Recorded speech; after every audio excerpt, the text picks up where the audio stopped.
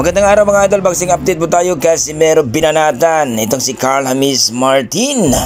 Hindi pa nga daw naging kampiyon, mayabang na daw at talagang nag-aangas. Manny Pacquiao ilalaban ni Sean Gibbons. Kayang-kaya pa daw magkampiyon itong si Manny Pacquiao.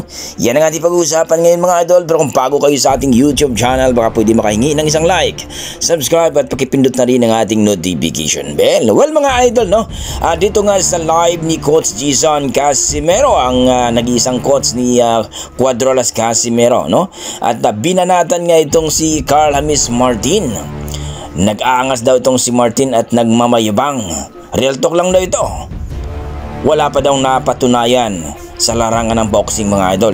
Naging undefeated at naging rank number 2 ito sa WBO ngayon mga idol. Pero ang mga nakalaban daw ay mga nasa rank 600 plus mga idol.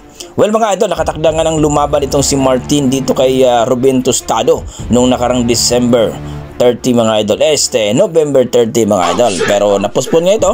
At ngayong December 6 na ito mga idol na mangyayari. Ayon kay Coach Jason Casimero, magkampiyon muna itong si Martin bago mag-angas daw. Itong si Carl James Martin kasi ay ginagaya si Cuadrolas Casimero mga idol nung lumaban itong si Alas.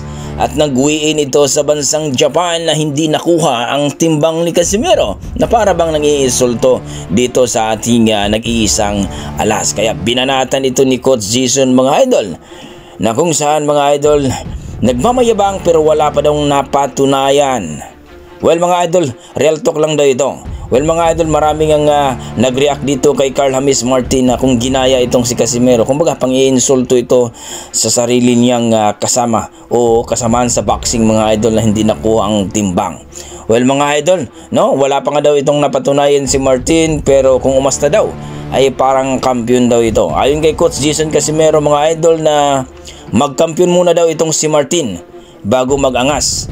Kahit daw ni Pilipos daw ay hindi daw uubra ito si Carl James Martin. Labanan mo na daw niya itong si Pilipos at bibilib daw itong si Coach Jason Casimero kay Martin kapag matalo itong si Pilipos. Sa kabilang banda mga idol, no, light training na nga itong si Cuadrolas Casimero sa kanilang planeta mga idol at talagang nag-aabang ang mga boxing fans na kung saan mga idol next year ay magkakaroon ng laban itong si Cuadrolas Casimero kasi nag-aabang na talaga ang ating mga boxing fans kung sino ang makakalaban. Sa kabilang banda mga idol, itong ating 8th Division World Champion, no? Itong si Manny Pacquiao sa edad na 46 mga idol.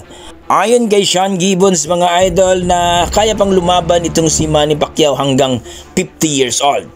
Ay talagang malupit pa daw itong ating pambansang kamao mga idol na kung saan ay pinupunteriya nga nila na ang gusto nilang kalabanin itong si Mario Barrios mga idol na malupit din. Well mga idol, ayon sa ating mga boxing fans na kung maganda na daw magpahinga na daw si Manny Pacquiao dahil baka daw matamaan ng solid at alam naman natin mga idol na delikado ang boxing mga idol lalong lalo na may edad na si Manny Pacquiao. Well mga idol, siguro nainggit siguro sila mga idol na itong si Mike Tyson ay lumaban pa sa edad na 58 mga idol, no? Para sa akin ng mga idol, no? At ito ay para sa safety na lang ni Manny Pacquiao, wag na lang siyang lumaban sa professional. Siguro sa mga exhibition fight, pero kung sa professional mga idol, delikado na si Manny Pacquiao mga idol, lalong-lalo na dito kay Mario Barrios mga idol. Kayo mga idol, ano masasabi niyo sa ating video? Na real talk ba nga itong si Carl James Martin?